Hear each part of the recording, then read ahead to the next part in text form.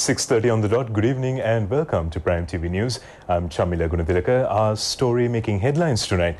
President Maithripala Sirisena has requested parents not to pressurize children on the results of the Year 5 scholarship examination. News on this and more in brief via our headlines first.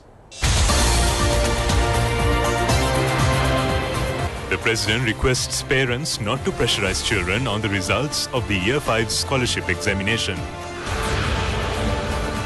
The Prime Ministers of Sri Lanka and Norway emphasized relations between the two countries should be directed on a new path. A summit on the Indian Ocean will be held next week in Colombo. The Ministry of Transport says the railway track from Mathura to Beliyatta will be vested with the public before the end of this year. The Pakistan opposition leader has been arrested ahead of by-elections.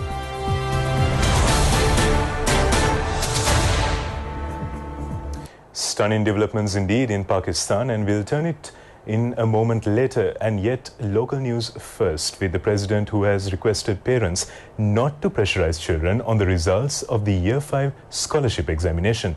The President made this request at the annual prize giving of the Kandy Model School. The President, who went to Kandy Model School this morning, was warmly welcomed by the students. The President vested with the students the 2-storied laboratory building and the 3-storied classroom building built under the closest school, Best School National Programme. The President also opened the renovated Principal's official residence. Thereafter, the President presented awards and prizes to the students who have shown exceptional performances in 2017. The President inspected the model farm of the school. The President, addressing the gathering, recalled several incidents faced by the children during past following results of the scholarship examination.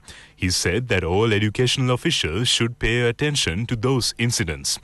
Meanwhile, President Maithripala Sirisena visited the International Ayurveda and Trade Exhibition at Kandy City Centre. The President opened the second day of the exhibition, which is today. The Central Province Health and Indigenous Health Ministry, Ayurveda Department and the Central Provincial Council organize the exhibition every 2 years with the aim of introducing traditional medical knowledge to the world. It was held for the 4th time this year. After opening the exhibition, the President made an observation tour and exchanged views with the staff. Prime Minister Ranil Wickremesinghe and Norwegian Prime Minister Erna Solberg has emphasized that relations between the two countries should be directed on a new path. Prime Minister Ranil Wickremesinghe met the Norwegian Prime Minister in Oslo. The Norwegian Prime Minister said that there should be a common program to protect and develop ocean resources as well as to share new knowledge with Sri Lanka. The two countries have signed agreements and ratified conventions to protect peace, democracy and human rights. The Norwegian Prime Minister said that both countries should be committed to protect them. Prime Minister Ranil Wickremesinghe pledged to give Sri Lanka's full support to Norway's hope on making the Arctic Ocean zone a peaceful zone with new inventions and sustainable development. Thereafter, Prime Minister Ranil Wickremesinghe held a discussion with the President of the Norwegian legislature, the Storting, Tone Wilhelmsrud Troen. She praised the Sri Lankan government for introducing laws with the intention of increasing women's representation in politics. She inquired from the Prime Minister about the education system in Sri Lanka. The Prime Minister explained to her the programs which are underway to establish a quality educational system. He said that steps have been taken to meet the future aspirations of the students who leave the school after the GCE O-level examination based on a mandatory period of 13 years of education.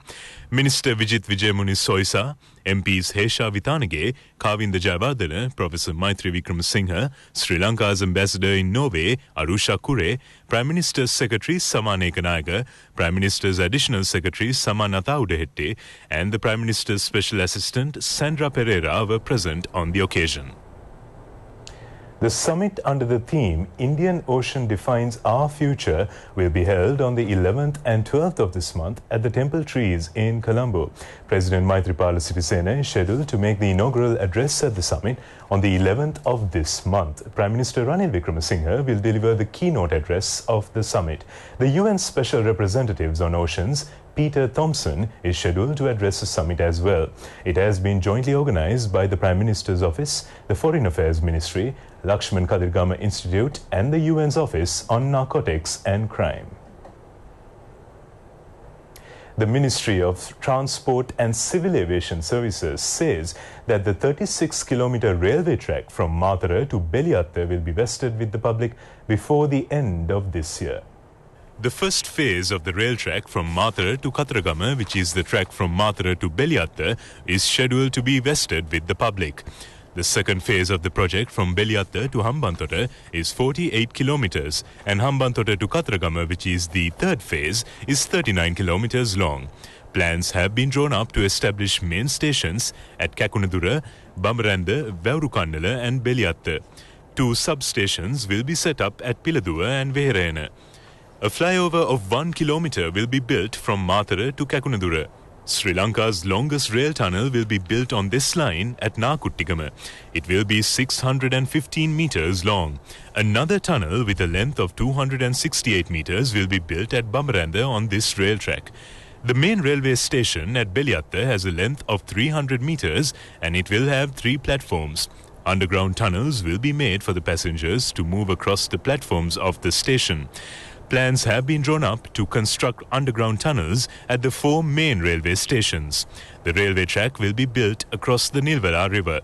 Therefore, a bridge with a length of 1,037 meters will be built across the Nilvala River. The first conference of the Sri Lanka Motor Vehicle Association of Japan was held under the patronage of President Maithripala Sirisena.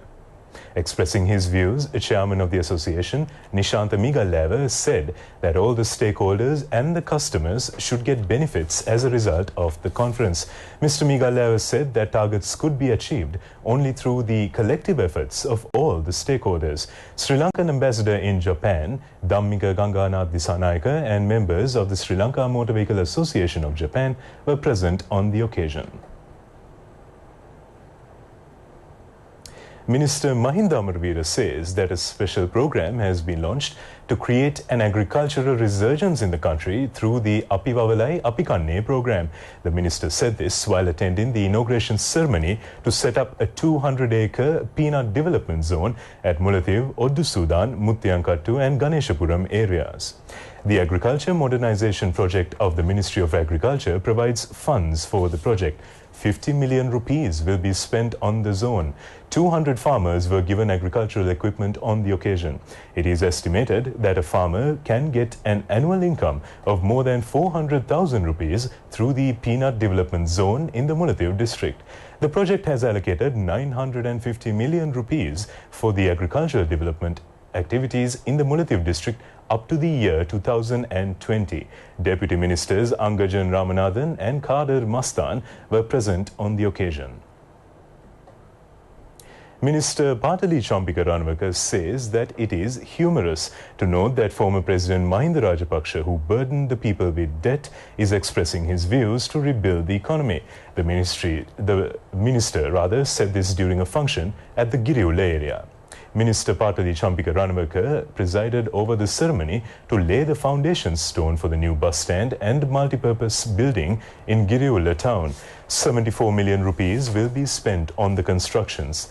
The project is jointly implemented by the Urban Development Authority, Pannala Pradeshiya Sabha and Megapolis and Western Development Ministry. Minister Gamini Jayavikram Pereira and MP Dayasiri Jayasekara were present at this ceremony. Still on local news tonight, Minister Sajith Premadasa said that development projects will be implemented by giving priority to the people. He said this during a ceremony in Mannar. Minister Sajith Premadasa vested with the people Valanarpuram Riyavekan village in Mannar. It is the 134th village vested with the people under the Samata Sevana Yalipibidena Riyavekan village program. The villages consisted of 50 houses. 46.3 million rupees has been spent to build the village.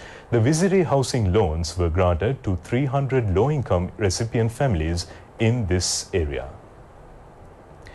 Police have arrested 4 male suspects and 1 female suspect along with heroin, valuing about 7 million rupees. The suspects have been arrested following a raid conducted by the officers of the Colombo Crime Division.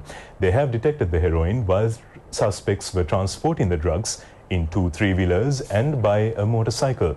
The suspects were to be produced before the Maligakanda magistrate. The suspect, who is connected to the incident of shooting a woman to death in Jayala recently, has committed suicide. A suspect has committed suicide by jumping into the Jayala Dadugamoya while being taken to Paliyagada police station from Chilau. Police said that they stopped the vehicle as the suspect requested several times to stop the vehicle to answer a call of nature. Police said the suspect jumped into the Dadugam Oya at that moment. They said that he was the main accomplice of the underworld leader Ganemulla Sanjeeva.